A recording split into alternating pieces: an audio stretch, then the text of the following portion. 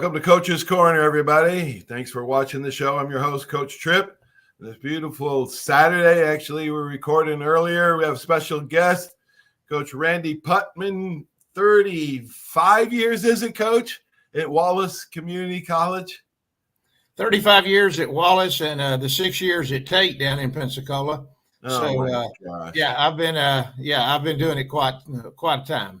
Holy cow, folks. Here on Coach's Corner, we try to inspire and educate the mind to think, the heart to feel, and the body to act. That's right, Coach Putman, career record, 1,204 wins, 560 losses, 69% winning percentage. Coach, you grew up in Birmingham, and I know you're a big Bama fan, but talk about your mom and your dad and any siblings that you had growing up. Well, I did. I grew up in Center Point, which is right outside Birmingham, and went to Irwin High School. And my folks was very influential with me. My dad was later in life was blind, and it really inspired me to be a better person and to be a better coach. And then even when I played, but he was a great man. He was always determined to make me and my brother, who was 3 years younger than me, to allow us to have success. But at the same time, his, he wasn't a coach, but at the same time, he did inspire us. My mom was a hard worker, worked in a factory, worked on a conveyor belt. And after my father got to the point where he couldn't see, my mom was, like I said, a great mother, and miss them both. Wish they were still living. And but very influential in my life. Wow, gosh, you where did you get your love and passion for baseball? I know your dad instilled your love for Bama football at an early age, but how did you get your love for baseball? Well, I started playing when I was 6 years old, and I was probably, back in those days, there was no T-ball; it was just regular baseball. Mm-hmm. And I was probably the worst player in the 6 and 7 year old league. And my dad decided that, well, we got to try something. So he turned around me hitting left-handed. And then the next year I was the best player in the league. And I couldn't hit right-handed, but left-handed I was not bad. And but just in the backyard, him teaching me, the fundamentals of the game, and not only to be able to hit, but, the way to catch ground balls, fly balls, and, just a father-son relationship and he just demanded me to be my best. If I went 3 for 4, he wanted to know why I didn't go 4 for 4. But Coach, did you play multiple sports when you were younger? And if you do you like to recruit players to Wallace that did play multiple sports? Yeah, I played in high school. I played baseball and basketball. Was probably a better basketball player because I could shoot than I was in baseball. But I knew that my future was not going to be in basketball. I love players that play football. If every one of my players played football in high school, because there's that toughness in August, and when you're out there with your shoulder pads and your helmets, that it develops a toughness. And football's not for everybody. And I try to tell, that's okay, but it's not for everybody, because if you don't mind running into each other and colliding with each other every day, then it's a great sport for that individual. But if you don't like doing that, then football's not for you. Coach, when you got out of high school, was your high school coach an influence on you? Did your teammates, you have a buddy that was inspiring? Did you play college baseball? I know you played 3 years in pro ball with the Royals and Padres organization, and right. I want you to talk about that experience. But how's your high school team, and what'd you do right after high school? Well, like I said, I played at Irwin High School. Skip Bundy was my high school baseball coach, and he later became a scout with the Tampa Bay Rays, but he was very influential in teaching me the game also. I went to Calhoun Community College out of high school. I played there, but I got mononucleosis for a year and missed, and then because of my dad's eyesight, I moved back to Birmingham and played at Jefferson State. Went from Jefferson State to Jacksonville State, where I played under Rudy Abbott up there, who's one of the better baseball coaches in the state of Alabama. And then from Jacksonville State, then I played, like I said, 3 years of minor league baseball, and then became a graduate assistant at UAB, who probably Harry the Hat Walker influenced me more than anybody in the game of baseball as far as teaching me the game. I thought I knew a lot about baseball until I got around the hat, and I got my master's degree there, and then went from there to Tate High School. Wow, Harry the Hat Walker, the legendary coach UAB.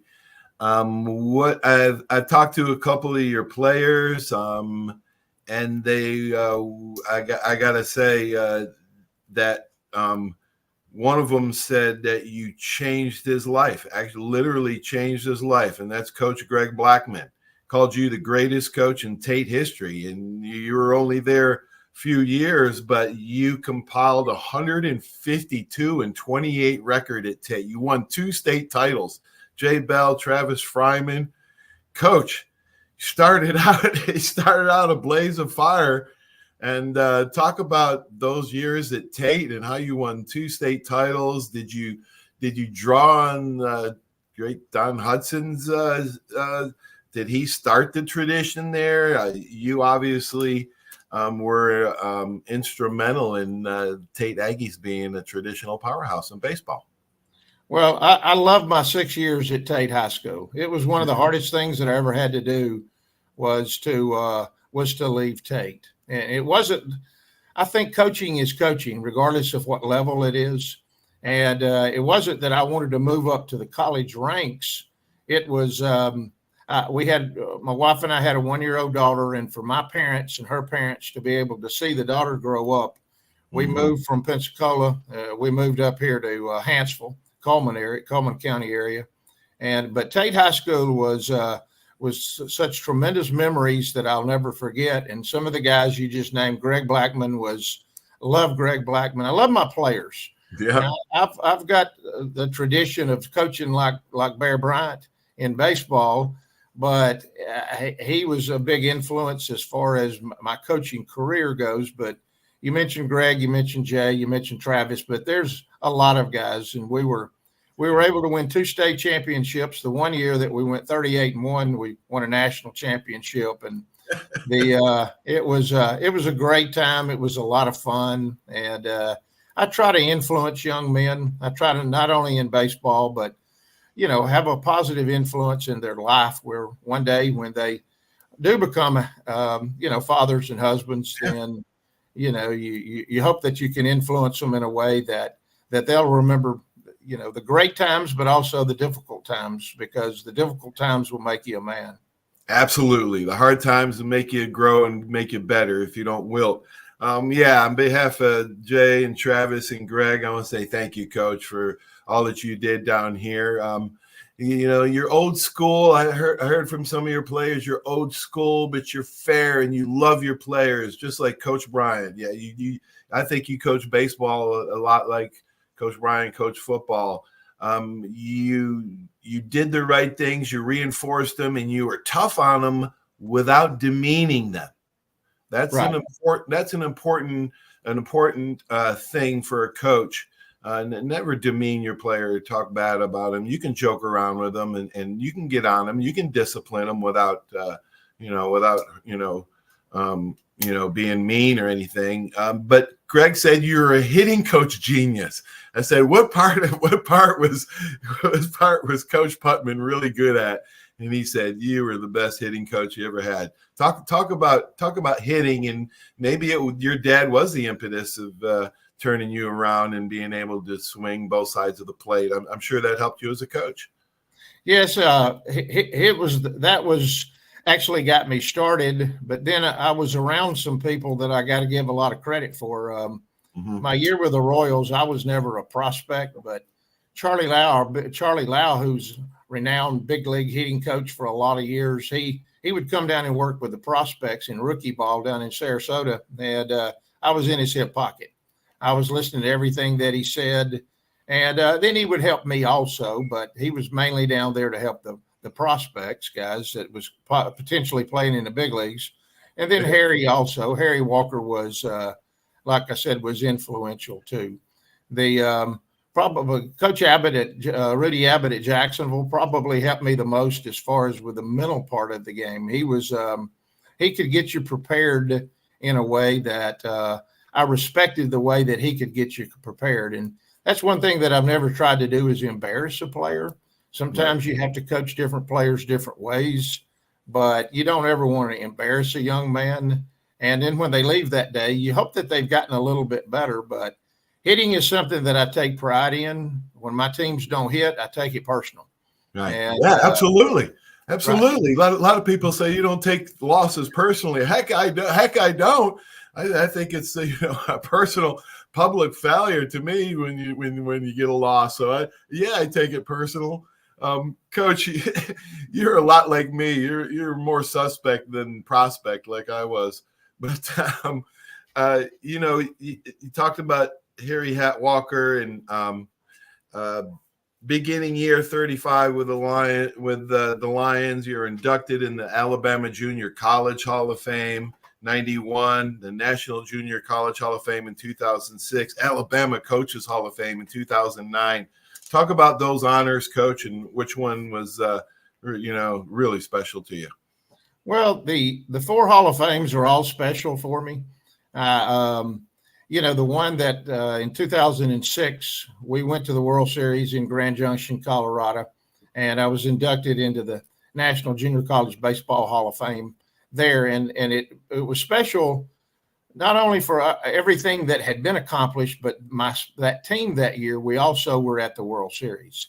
Mm-hmm. And so for them to be there that year also, but they're all very special. And like I said, I give credit to the good Lord for being able to do it for this long. And the great players that I've had that have played for me. And like I said, baseball is a game of memories, and actually sports is a game of memories because it keeps you going. I mean, I love it as much today as I've ever loved it. And people ask me, Coach, how long are you going to do it? Well, I love it. I mean, I love getting up every day and going to the field. I love every day instructing guys. Yeah. Is it more difficult this day and time? Yes, it is. I'll be honest, but you try to find the guys that can apply what you're teaching without having to apply every single day. Once you coach it and you teach them, hopefully they'll get it. Right. Yeah. That's you just don't mess with happiness. I guess you're happy doing it and you're capable of doing it. 1982, you completed your bachelor's degree at Alabama. It was Coach Bryant's last year. But we had a pretty good baseball team. I remember going and watching Craig Shipley and Dave Magadan and Hershiser and those guys. We actually, I think, lost to Texas in the finals 83 to Roger Clemens, I think, mowed us down. But did you go and sneak and watch some of that baseball, those good Bama baseball teams? Yeah, when I got through playing, and went back to went to Alabama. My wife had a year before she was a Crimsonette down there, and we were getting married and in 1980, but those guys you named, and then Bobby Pierce, we became very, very close friends. I used to throw a lot of batting practice to him and Shipley, and did you? Yeah, I used to hang around those guys. Barry Schallenberger was the coach there, and considered being a graduate assistant there because we had talked about it. And but I needed to get with someone that the UAB program was not as established as Alabama was, but Harry Walker was. And I wanted to get under someone that I thought I knew the game until I got with him. And then when I got with him, like I said, he was as influential as anyone as far as the success that I might have had. Coach, some of your players, I don't know if you coach these guys, but Mark and Sky Madison, Stevie Minton, Keith Leonard, did he play? Any of those guys play for you at Tate? Yeah, the Madisons were a little bit before me. Keith was, Keith became, he played before me, but then he later became the coach at Tate. Yeah. And, and I was, I was, he had success too. And then, and then Greg took over. And like I said, I keep up with Tate. I keep up with him in all the sports because, like I said, my time there was just tremendous. And we went back, a few months ago for the 40-year anniversary of the '84 national championship team, and it was something that I'll always remember. It was a great afternoon being around some of those guys. Wow, you guys just had a reunion. Oh my gosh. Coach, you got a lot of players from Tate actually when you got into college coaching. That's how you built some of your program with this area's great baseball tradition. Talk a little bit about getting some of the guys from here. Yeah, when I left here, I told the guys that were still at Tate that I would hope they'd consider coming up to Hanceville and playing for me. Mm-hmm. And our program up here was when I got here, it was a cow pasture. We didn't have dugouts. They were 7-47 the year before, and 17-73 the 2 years. So I knew it was going to be a challenge, but you had to get players that were from programs that had success. Right. Because instead of having to teach them just the game, they already knew how to win because they were, and I knew that my Tate players were. So I brought up Jeremy Hunt, and I brought up Scott Davidson, and I brought up some other guys from around the Pensacola area that had gone to Woodham and Washington and Pine Forest. And I brought those guys up here. And the first year we went 34-13 with 3 pitchers. And wow. We almost won the state championship, but then it took 3 years, and then we won the state championship and went to the World Series, and that was a great team. We were, I think, 48-16 with that team. Holy cow, Coach! You turned it around quickly, man. The culture changed, everything changed. How many Division I athletic directors were knocking on your door? I mean, they'd have to be idiots not to. Did you ever have the opportunity to go up to a Division I head coaching job? I've had 4 or 5 different opportunities, and this is a great place up here to live. Coleman is a safe place, and I thought about it. I had UAB, Jacksonville State. I had in-state, and then there was some up from out of state. And one of the hardest decisions was I'd been up here for 1 year, and Pensacola State called. And my wife and I talked about it, and we just decided because I wanted to be loyal to the players that I had recruited, because I recruited really, really hard to bring in guys for the second year, because the first year it was, even though we won a lot of games, I recruited really hard really for the second year, because when I took the job, it was in July. And so school was starting in about a month. But I've had opportunities, but I've decided that, that I was just going to stay here, and try to win a national championship. I watched your podcast you had with Kevin Perkins, one of your former players at Tate, Perk. And you talked about how to run a practice and how to run a detailed practice minute to minute. And how do you balance fundamentals and situational baseball in time and practice? Does it depend on your opponent or what the guys are doing in games? Who taught you how to balance fundamentals and situational baseball, Coach? I got a lot of that from spring training when I was with the Padres. I organized, it was out in Yuma, Arizona. And I got a lot of that. And also from Harry Walker. And, practices, you can't just show up. In practices, you want to get better each day. And you can't get a lot better, but you can get a little better every single day. It doesn't matter if it's in flexibility, if it's in arm strength, but in all phases of the game. So our practice is, I do a practice schedule each day, and it's posted so the guys know exactly what we're going to do. There's no time on it, because in junior college, there's no limit as far as time that you can spend. But it's got to be organized, because if you're not disciplined and you're not organized, then your team won't be. And and I got a lot of that from Coach Bryant. I used to go out and look through the fence on the practice field, and there'd always be somebody come over there, and they finally got used to me being over there because I'd sit on my bicycle and watch practices. And they finally got to the point where he's back again, and he's not from Tennessee or Auburn or any place. He loves Alabama football.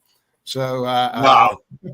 But it was a lot of like I said, the practices have to be organized, and the guys got to keep. You can't just let them. They can't just be standing around. They got to be doing things the proper way. Yep, you're absolutely right, Coach. That's how Coach Bryant learned to run his practices. He was stationed in Africa in World War II on duty. And if anybody has been a soldier or knows anything about it, 99.9% of the time it's just sitting around boring and 1% of chaos. But Coach Bryant was like over in Africa, and he saw these huge ant hills, and he noticed that no ant was ever watching another one work. That's right. So that's how he ran his practices. That's exactly right. Yeah. All right, Coach, you've sent almost 40 players to the pros. Guys like Craig Kimbrell and Chad Smith, Terry Jones, Derek Holland, Graham Godfrey, on and on, those pitchers. Do you follow all your players, or is your favorite Major League Baseball team because one of your players plays there? Well, like I said, I love those guys, and I'm very, very thankful for being able to coach those guys because they made a lot of progress while they were here. And Craig Kimbrell, for example, no one recruited Craig Kimbrell but myself. And but because of his desire, because of his passion, and because of his tenacity on the mound, even when he was in high school, I wanted him, and then he developed, and now he's a first ballot Hall of Famer. But all the guys, even the guys that are not in baseball that have played for me, I don't care if they're driving a truck or working in a factory or sales or whatever. I love to hear their success. Yeah. And but those guys that play baseball that you watch on TV, Derek Holland and those guys, Derek's retired now, but he had a very good professional big league success. Yeah. I love being around those guys and talking to them, and the guys at Tate like Jay and Travis. I talk to Jay quite often. Talk to Travis some. Would like to talk to him more because he's a great young. Well, he was a great young man then, and he's a great human being. Oh, awesome, Coach! I'm so glad you keep in touch with them. You notice I over the last 13 years, my 13-year anniversary coming up this week on my show. I've interviewed a lot of great players, Hall of Fame players, and I ask them a lot of pick between talent and intangibles, and almost to the T, almost 10 out of 10 do not pick talent. They take intangibles. Things like you just mentioned, desire, passion, tenacity. If guys at a young age could understand how far those characteristics go, and you can't have just a talent. I've seen so many guys waste so much talent over the years. If that's the one thing that you could get across to your players is that, and I'm sure you still do that, Coach, but your assistant coaches, talk about your assistant coaches and how you guys try to spread that message to your players. Right. Aaron Everett is my assistant coach now. He's my pitching coach, and he does a phenomenal job. And I've had good assistant coaches over the years, and I give them a lot of credit. But dealing with the players, they've got to understand each day that it's not always going to be fun. I mean, it's not going to be fun in the ninth inning. It's not going to be fun in the fourth quarter, unless you're able to overcome obstacles that allow you to have success. And, right. And it's not always about, I always say I like to get players that hate to lose, but you have to put the work in to not to lose. Now, you don't play the game not to lose. You play the game, of course, to have success. But at the same time, I don't like the phrase that coaches use all the time. You have to do the little things, because there are no little things. If you don't get a bunt down, that's a big thing. It might cost you a ball game. If you don't hold a runner on first base, that's a big thing. So coaches, I try to tell them if I'm talking in groups of coaches or whatever, there are no little things. The little things are the ones that'll get you beat, and then they end up being big things. Right. Right. Absolutely. You got to get the message through to guys, like you just said. Enjoy the grind. It's not going to be easy.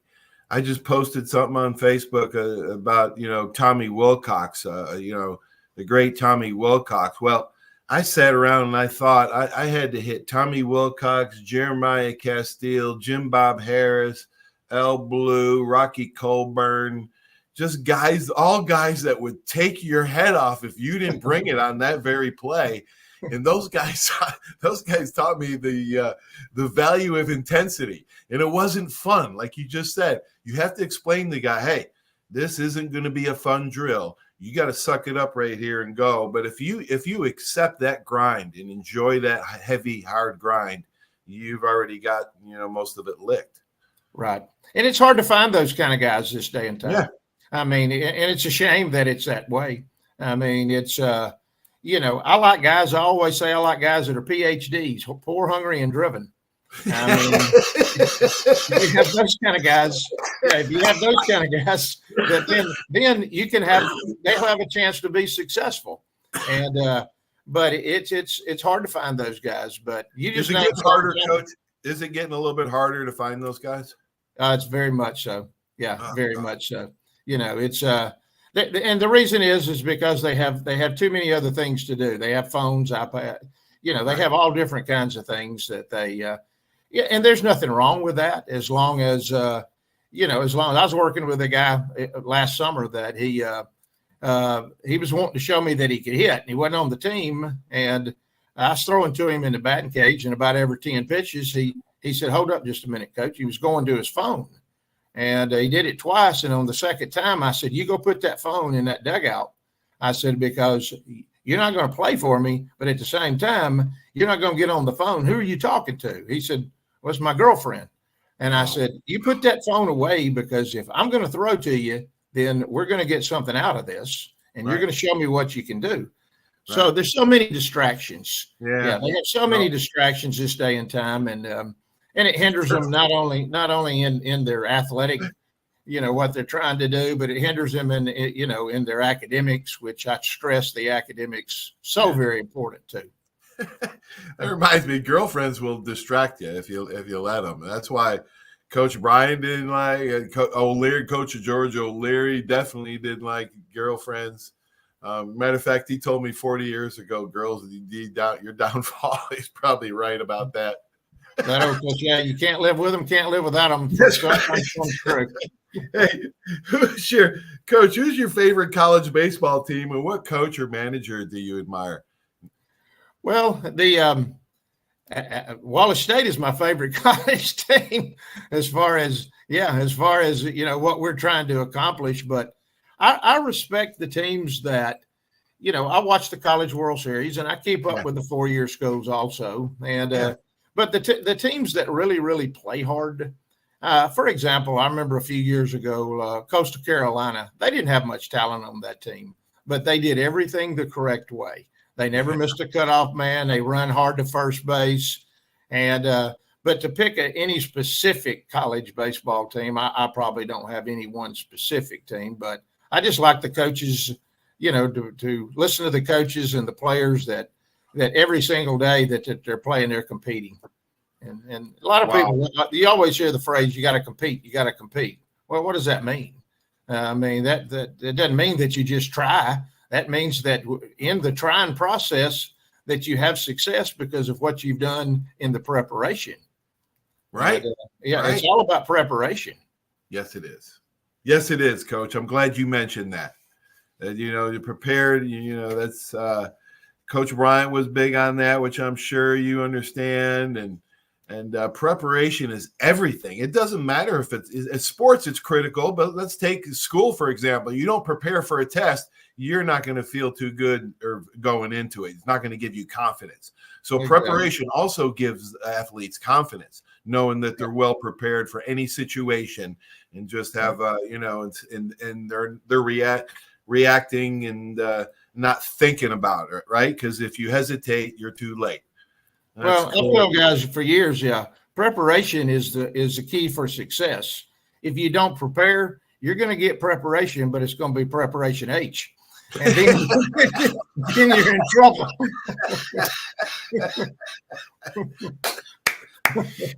Oh, this is great, Coach. Coach, we could go on. We could do this for a long time, Coach. I really appreciate you coming on, man. We're going to have to do a part 2 or something. We will. Yeah. This was such a joy, man. I thank you for coming on, man. You enjoyed your 6 years at Tate. I enjoyed my 5 years at Tate, but I got to say, you beat me in win percentage, Coach. You're 84% win. I was 75. So you got me locked up in there. But Coach, man, it's such a joy, man. Enjoy the boys again. I know you got a busy fall schedule and spring is right around the corner, but hey, Coach, thanks so much for joining the show, and we'll do it again soon. Okay, Paul. Thank you very much. Thanks, buddy. Roll Tide. Go Lions. Roll Tide. Thank you. See you, buddy. Man, that was great, Coach Randy Putman. What a coach he is. Holy macaroni, spaghetti, and pasta fazool. His win ratio overall is amazing. It was at Tate. It is at Wallace Community College. He's a great coach. Hope you learned something from that. Have a great sports weekend. Stay tuned for these important messages. Without these great sponsors, this just wouldn't be possible. Brought to you by Hill Kelly Dodge. So long, everybody. There's a reason why Hill Kelly in Pensacola is the #1 selling Chrysler Dodge Jeep Ram dealer between Jacksonville and New Orleans. While other dealers have taken advantage of a competitive market with higher prices, Hill Kelly has discounted prices to the lowest of the year. And Hill Kelly in Pensacola won't surprise you with excessive charges beyond the selling price. Come see why people from Milton, Pace, Foley, Bay Minette, Daphne, Gulf Shores, Mobile, and beyond are driving to Hill Kelly in Pensacola to buy their next new Chrysler, Dodge, Jeep, or Ram. At Hill Kelly, the bottom line price and your satisfaction are what really matter. So before you sign, check the bottom line and make the trip to Hill Kelly in Pensacola to see what true local ownership can do for you. At Hill Kelly Chrysler, Dodge, Jeep, Ram, Highway 29 in Car City, Pensacola. Or shop online 24/7 at hillkellydodge.com. When it comes to bottom line pricing, nobody beats a Hill Kelly deal. Nobody. Drive a little to save a lot on 170 Buicks and GMCs at Step 1 Buick GMC. Get savings up to $4,000 on new Buick Encores, $9,450 on new Buick Envisions, $7,000 on new GMC Yukon XLs, or up to $15,345 off on new Sierras. Only at Step 1 Buick GMC, Pensacola. Plus tax, tag, title, license, dealer processing fee expires 7/31/24 on select new 24 in-stock models. Discount off MSRP includes all incentives. That's you trying to fix the plumbing yourself to save a few bucks. Doing things yourself doesn't always end well. The same goes for insurance. That's why Auto Owners works with local independent agents who tailor coverage to meet your needs and offer discounts for life, home, car, and business insurance. Because sometimes you need a professional to get the job done right. That's simple human sense. Are you riding around in a filthy vehicle? Dirty car no more. Visit Ronnie's Car Wash today to get it shining in no time. They have 3 convenient locations with another coming soon. The unlimited monthly wash packages start as low as $14.95 per month with free vacuums, multi-purpose spray, and towels. Visit them in Gulf Breeze, Navarre, Fort Walton, and soon Crestview. Don't wait, wash today. Be sure to see Ronnie's Car Wash on Facebook to see the latest specials and discounts. You'll be riding and shining in no time. 75 years of service in high tech today. It's Pensacola Glass Company at 433-8348. High tech is a term often applied to advanced services and products in today's marketplace. And today, glass is much more than the simple painted brittle, see-through stuff we hit baseballs through when we were kids. Glass is now a product with unique flexibility in both performance and application. And Pensacola Glass Company is growing right along. That's Pensacola Glass Company at 433-8348. Barnes Heating and Air is a proud sponsor of Alabama football, serving the entire Pensacola community for over 50 years. Barnes Heating and Air is passionate about providing customers with world-class air conditioning and heating repairs, sales, and installation. Barnes Heating and Air is family-owned, insured, and committed to quality. For a free estimate, call 478-0141. Barnes Heating and Air is #1 in customer service with service calls 7 days a week. Call Barnes Heating and Air 478-0141 and roll Tide.